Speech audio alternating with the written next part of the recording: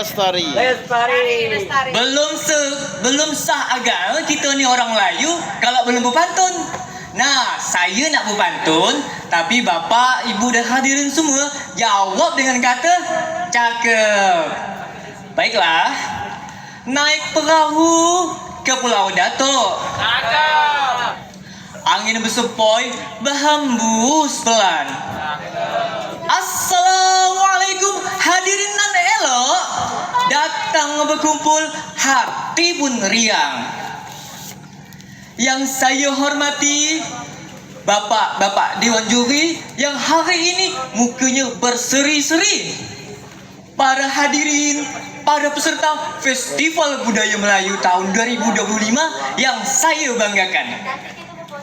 Perkenalkan, nama saya Alif.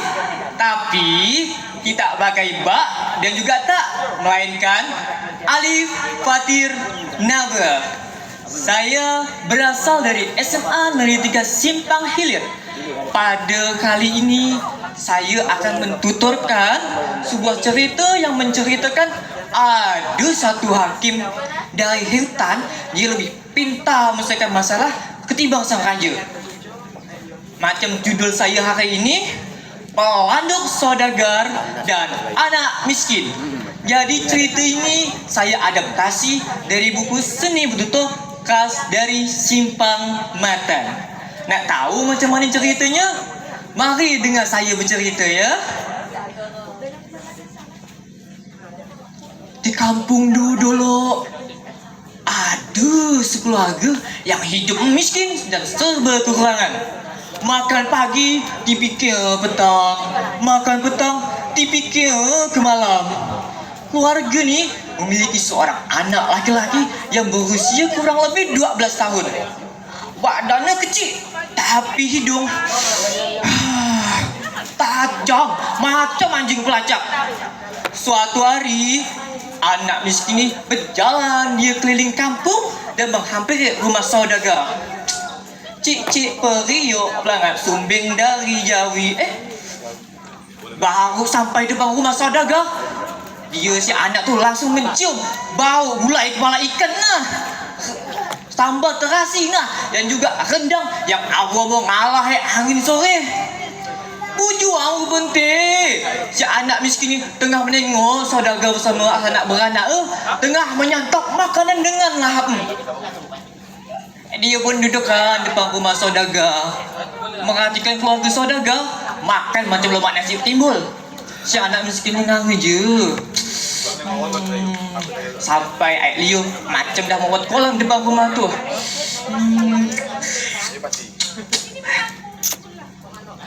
Tapi saudagar tak ada satu pun niat nak ngulurkan tangan. Jangankan bagi noleh pun dah. Dah macam kena kebak matanya tu. Habis makan, si anak miskin ni pun berdirilah dia ya. Tarik nafas panjang, kemudian sendawa. Alhamdulillah, kenyang dah cimbu masakan saudagar ni, kata dia sambil usap perut. Tak kena tu saudagar dengar, langsung berasap kepala saudagar, muka merah macam kena sambal. Woi budak, kau dah cimbu masakan aku, kau harus bayar sebelumnya. Undak aku lapor ke raja, kata si saudagar tu dengan bengisnya. Anak tu balas, dengan apa saya bayarnya tuan? Uang tanah harta pun saya tak punya. Kata si anak tu dengan polosnya. Karena tak sanggup nak ganti rugi, akhirnya saudagar pun memadukan ni ke raja. Dia tetap keras minta keputusan, sebab katanya si anak miskin dah kenyang cium bau masakan saudagar. Pergilah saudagar ni melapor ke raja. Saudagar ni bilang dia tetap keras nak minta ganti rugi, sebab kerana si anak miskin dah kenyang cuma masakan dia. Habis melapor, dia minta keputusan dari raja. Lepas terima keputusan tu, lepas ingat pengaduan dari saudagar, raja pun panggil si anak miskin datang ke istana. Raja pun tanya ke si anak miskin,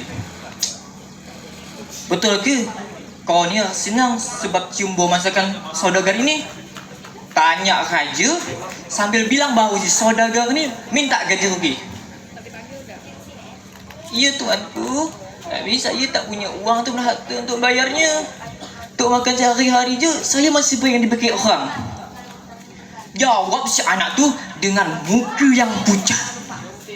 Saudagar pun makin mendesak raja supaya cepat-cepat buat keputusan. Raja ni bingung nak macam mana memutuskannya. Kalau si anak ni mencuri ke atau makan masakan saudagar, senanglah buat keputusan. Tapi masalahnya si anak ni cuma cium je, lepas tu kenyang. Aduh.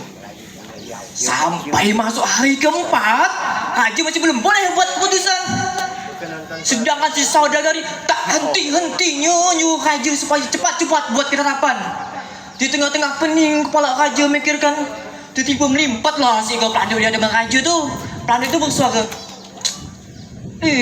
mun aku bahas sebentar mah. Masa raja susah benar nak memutuskannya. Bagus lah explore panggung dia ni woi. Jatuh si pelanduk tu, lepas dia kata dia pun pergi balik ke hutan buat tak indah. Dengar perkataan si pelanduk, raja pun langsung memerintahkan hulu balang supaya nangkap pelanduk tu ke dalam hutan. Akhirnya hulu balang tu masuk dia ke dalam hutan. Dicari pelanduk, dicari. Rupanya dia duduk di bawah pokok. Dia tanya sama hulu balang, betul ke kau ni pelanduk dapat putuskan perkara antara si anak miskin dan saudagar? Pelanduk tu jawab dengan yakin, betul. Aku boleh. Perkara ni aku boleh putuskan. Kalau macam tu, jom ikut aku ke istana. Raja nak engkau datang untuk bantu putuskan perkara ini. Aku hendak pakai payung kerajaan. Ada mau aku pergi ke istana. Mendengar hal itu, hulu balang pun cepat-cepat dia balik ke istana bagi tahu raja pasal sarut pelanduk tu. Raja pun yang dengar, tanpa fikir panjang, langsung dia terus memerintahkan hulu balang ambil payung kebesaran kerajaan dan jemput si pelanduk tu dengan penuh hormat. Baliklah si hulu balang ni ke dalam hutan, tetapi dengan membawa payung kebesaran raja.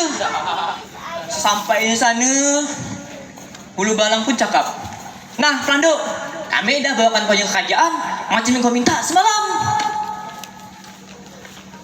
Pelanduk tu toleh ke arah payung, lalu menggeleng. Ini payung, ini bukan payung kerajaan aku. Ini sih payung raja. Payung aku tinggi duduk, rendah berdiri. Hulu balang terkebil-kebil, kesal dibuatnya. Mereka pun balik dengan tangan kosong dan hati yang panas. Beri kabar ke raja. Raja dengarnya galau kepala. Udah, makin pelik lah sarap pelanduk ni. Seluruh isi istana bingung dengan apa perkataan soalan pelanduk tu. Tinggi duduk, rendah berdiri. Apa pula tu? Dahlah perkara antara si anak miskin dan saudagar ni belum selesai. Sekarang nambah satu masalah pula. Tetapi setelah diselidiki, dicari, akhirnya salah satu hulu balang bersuara, tuanku, mungkin yang dimaksud pelanduk ni adalah anjing. Anjing? Tanya raja. Iya tuanku, sebab anjing tu waktu duduk nampak tinggi, tapi waktu dia berdiri nampak lebih rendah. Raja pun mengangguk. Betul juga agak ya. Mungkin ini maksud si pelanduk dengan payung kerajaannya. Akhirnya pun dibawakanlah seekor anjing tu ke dalam hutan. Lepas tengok pelanduk, anjing tu terus menggonggong dan kejar pelanduk tak henti-henti. Pelanduk panik, dia berlari sana sini, melompat sana, dia melompat sini. Sampai akhirnya dia melompat ke dalam istana dengan nafas terengah-engah. Ah, ah, ah, ah, ah, ah.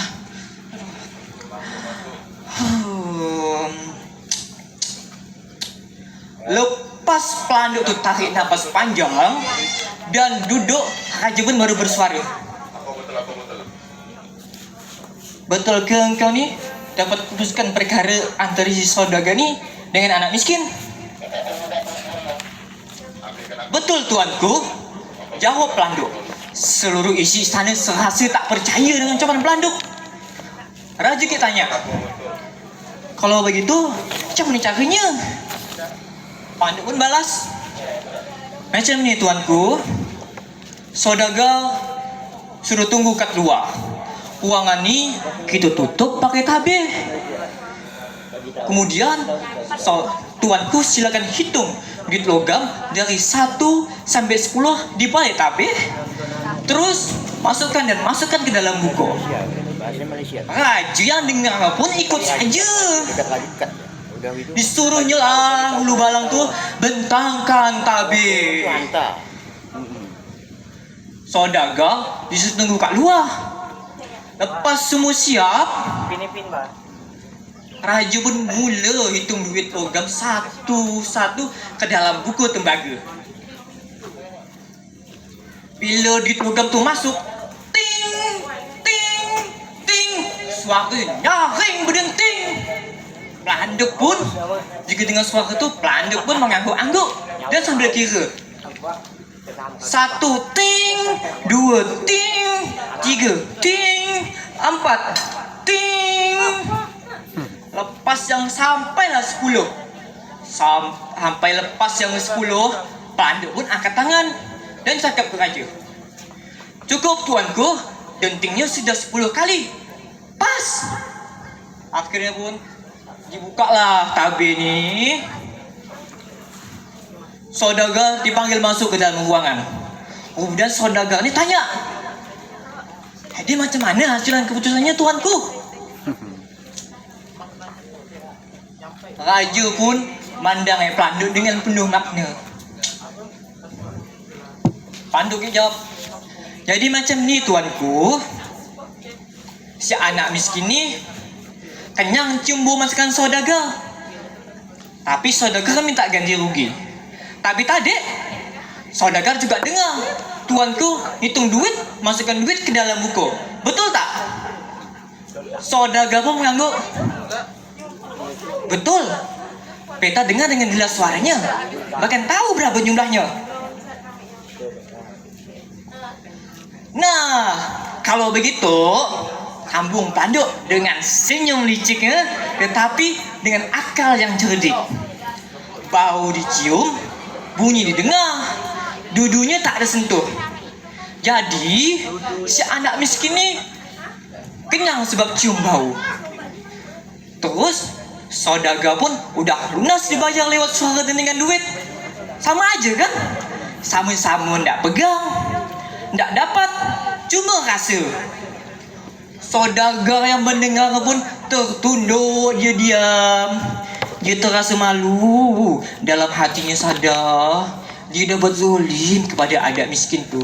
Harusnya dia bagi, bukan minta balik. Perkara ini pun selesailah dengan adilnya. Si anak miskin yang mencium bau masukan saudagar dibayar dengan suara dentingan duit yang didengar saudagar. Raja pun mengangguk puas. Pelanduk buktikan bahawa keadilan boleh ditegakkan walau dengan akal seekor hewan kecil. Nah, jadi begitulah aja gitu nyantai ya. Jadi hikmah dan makna yang dapat kita ambil dia, jika kita ni ada lebih uang ke, lebih makanan, eloklah kita berbagi. Lebih-lebih ke anak yatim piatu dan orang miskin. Sikap kedekut tu bukannya menambah rezeki, yang ada memotong rezeki kita. Tetapi sebaliknya, jika kita rajin bersedekah, ikhlas pula hatinya, insya-Allah Allah akan lipat gandakan rezeki kita. Nah, yang kedua, dalam menghadapi masalah hidup nih, kita harus sabar, harus ikhlas, dengan lapang dada. Dalam mengambil keputusan, kebijakan itu penting, tapi kebijaksanaan takkan datang jika kita hatinya tengah penuh, hati tak ikhlas, dan juga banyak masalah. Dan jangan sampai ego memenuhi hati kita sehingga kita pun sesat dalam memutuskan perkara. Cerita dengan makna pun selesai lah sampai sini. Saya cuma bisa bertutur sampai sini. Kalau nak dengar lebih lanjut lagi atau nak yang lain, kita boleh sharing-sharing ya. Nah, jadi jika saya ada salah kata ke, atau ada kata-kata yang menyinggung ke, atau ada kata-kata saya yang tak enak ke, mohon dimaafkan. Saya ni masih belajar, masih banyak kurangnya. Hari ni first time saya ikut di sini. Mungkin cuma sekian yang dapat saya sampaikan. Setelah pas saya buka dengan pantun, saya tutup pula dengan pantun. Ubur-ubur ikan lele. Cukup sekian. Terima kasih le. Saya akhiri. Wabillahi taufiq wal hidayah. Wassalamualaikum warahmatullahi wabarakatuh. Salam budaya.